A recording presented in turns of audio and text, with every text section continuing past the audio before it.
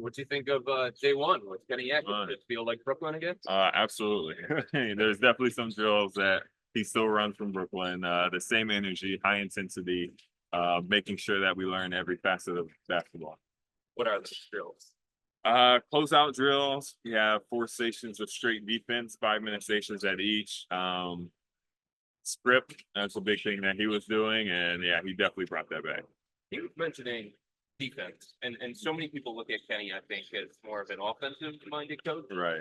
Do you know him as a defensive-minded coach, or is that something new? I mean, it's always been a area that wasn't the main focus, I would say, but now he knows the identity of the team. He knows that we're a defensive-minded team, and he's really rolling with it.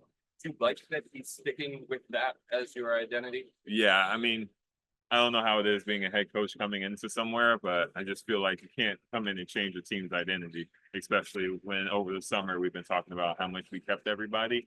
It'd be tough just to make a full 180 like that. Is obviously very early. What are there things that you've noticed that might be a little bit different about Kenny as a head coach the second time around with you than it was in Brooklyn? I'd say he's more relaxed right now. You know, he's more understanding of what's going on. He has more experience in how to be a head coach of the team. You know, there's certain ways where he's molding to what the team says, and like there's still ways that he's in his own ways. Yeah. Recovery process. Right. Your perspective on the role, like going to training. Hasn't changed too much. My role on this team is always to be an anchor, whether it's anchoring the defense or just anchoring coming into the game every day to play my hardest. You know, I just want to be out there, just seeing them play in the playoffs without me. Felt kind of bad, you know, obviously it was out of my control, but I just wanted to be out there with them. So now I don't want to let them down. Post Brooklyn, what level of interaction did you have with Kenny? Still text him every now and then. You know, I was still close with him. My family was close with his family. He still kept in contact every now, you know, congratulating me on becoming an all-star, doing all that. Every time I see him after the game, he'd always tell me how great I can be and just stuff like that. So as somebody who knows him so well, how do you describe him as a coach? High intensity, you know, in the best way possible. He's going to make sure that things are to a T, things are done a certain way, but at the same time, when he yells at you, it's to make sure that you understand what you can do better and that you can do it better. Things that Kenny talked about, speaking things that you guys done as well. Often you're not including the things that he's brought up. Right. Why is that so important to keeping it better there? But like he said, more possessions in the basketball game, the more opportunity you have to score. And I think his thing is, you know, he's not looking for everything to go from, you know, bottom 5 to top 5 in the half a day. He's just trying to put in little things here and there to make sure that we're better in every single area. That's about your 3-point shooting, that you've got to prove it. Right.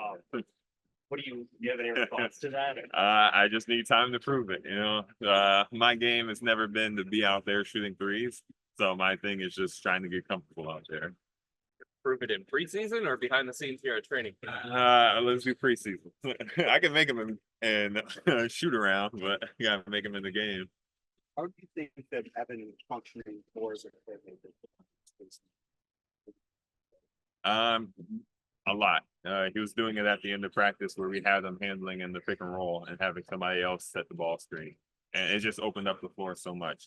I'm in the dunker. He's at the top of the key. Usually it's one of or both of us in the paint, clogging up the paint. But now it feels like there's a lot more room to work for everybody.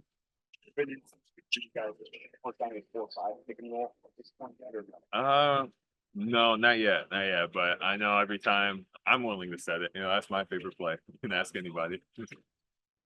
James. Hey, Jarrett, I hope you and all the guys are well. Talk a little bit about being down at IMG and taking care of business, the practice, and so far what you think and see. Right. So far being at IMG, it's incredible. Just the facilities they have here, the whole campus, and just appreciative of them letting us work out here. And I think the guys are too. We're all excited to be here. We're all excited to, you know, take advantage of this opportunity to have training camp in another city. This ball club has a lot of talent. You bring your coach back. Talk a little bit about the optimism going forward into the season. We're super optimistic. It's good to have a coach that's also just as optimistic and ready to work with the new team. Saying that, he also understands what this team needs to succeed even further than we already have. But I think the team's ready to work and ready to play under him. Thank you. Thank you. Evan. Hey Jarrett, hope you're doing well. Is it on the coaching front? Is it a little different to have a former teammate and Damari Carroll coaching you now? It is. It's always different having a player go into a coaching role that you played with 4 years ago, 5 years ago. You have to start to see him in a different light. He's no longer your teammate, your friend. He's now your coach. But I've always had respect for him. I've always listened to every single thing that he said to me as a rookie or as a second-year player, and I trust him. And Kenny had really stressed that it wasn't really like he's not trying to rebuild the wheel with you guys. He knows what your core fundamentals are. He knows you guys are a defensive first team. Have you noticed that it's just been a little bit of an easier transition going from, the prior coaching staff to this current one, just, learning the new schemes? There's probably different terms and things like that, but you feel like it's a little bit of an easier transition just because Kenny's aware of what you guys are good at and he really wants to lean on that first. Yeah, I think so. I think if they came in here and tried to change everything, that'd make it so much more difficult for everybody all around to try to adapt to Coach Kenny's new coaching style. But he's not trying to, come in here, like you said, reinvent the wheel. He's just trying to make little tweaks here and there. Ethan.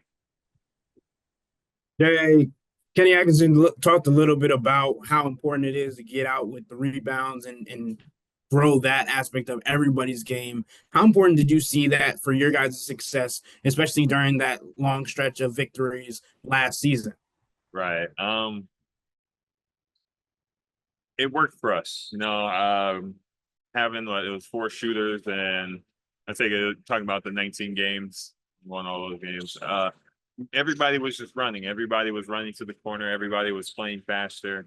As a trend in the NBA that's been going around recently, especially Indiana, and it's been helping everybody win games. And I think with the skill set that we have on this team, we can definitely take advantage of that. How has the honesty and competitiveness grown with this group being able to be consistent and bringing back a lot of familiar faces? How have you been able to communicate with each other to push each other to be the best version of each player? Right. I think you said it, the honesty piece. If you don't have honesty on this team, whether it's with players, coaching staff, whoever, even the media, it doesn't work well. And it's just like questions everywhere, making like assumptions. I think assumptions don't get anybody far. Spencer. Hey Jay, I didn't get to talk to you about this yesterday, but I heard you taking kind of the road about you getting hurt last year and all that stuff, but Darius took a lot of shots on the outside as well from that perspective. Setbacks, but he fought through it and still played and got through it, even if he admitted that he wasn't quite himself. Just Right. From your perspective, you've played with him for 3 years now. You know what he's capable of. Just how excited are you to see him bounce back and be the DG that you know he is? I'm super excited. When I came to the Cavs, DG was the first one that I started to click with. He was the first point guard that was throwing me lobs. We both became all-stars that year. And I'm ready to see DG get back to his former self. After coming off an injury like he had, having his mouth wired shut and with drinking through a straw, it's going to have an effect on anybody. It's going to not tank your season, but it's going to be something to rebuild greatly from. So now that he has time to put weight back on, get back in the gym, make sure that everything in his game is back up to par, I'm super excited. Has he talked to you about that, about bouncing back at all, or is that just kind of more internal and you know that he's going to take care of it? I know he's going to take care of it. I'm not worried about it.